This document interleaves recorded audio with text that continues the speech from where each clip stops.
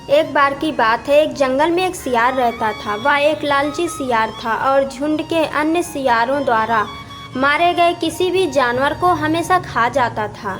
सभी सियार उससे थक गए थे, इसलिए उन्होंने उसे अपने झुंड से भगा दिया। अब सियार को अकेले ही भोजन के लिए शिकार करना पड़ता था। एक दिन जब वह भोजन की तलाश में जंगल में भटक रहा था, उसे एक ऐसा मैदान दिखा जहां इंसानों ने युद्ध लड़ा था, लेकिन अभी भी वहां कोई नहीं था। कुछ देर सोचने के बाद सियार भोजन तलाशने के लिए उसी मैदान की ओर निकल पड़ा।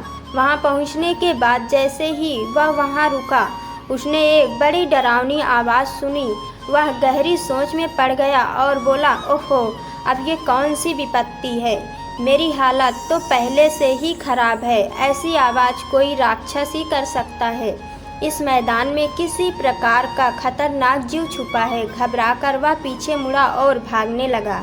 जैसे ही वह भाग रहा था, सियार ने सोचा, क्या वह आवाज़ वास्तव में एक खतरनाक जानवर की थी? शायद या शायद नहीं।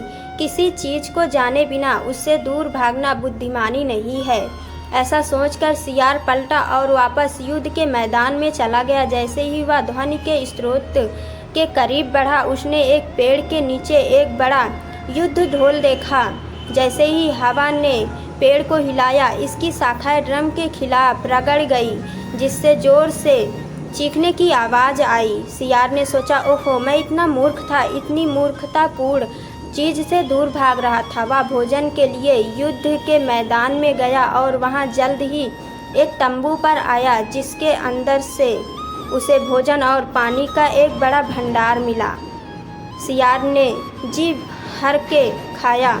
तो इस कहानी से हमें ये सीख मिलती है कि केवल बहादुर ही अपने काम में सफल हो सकते हैं।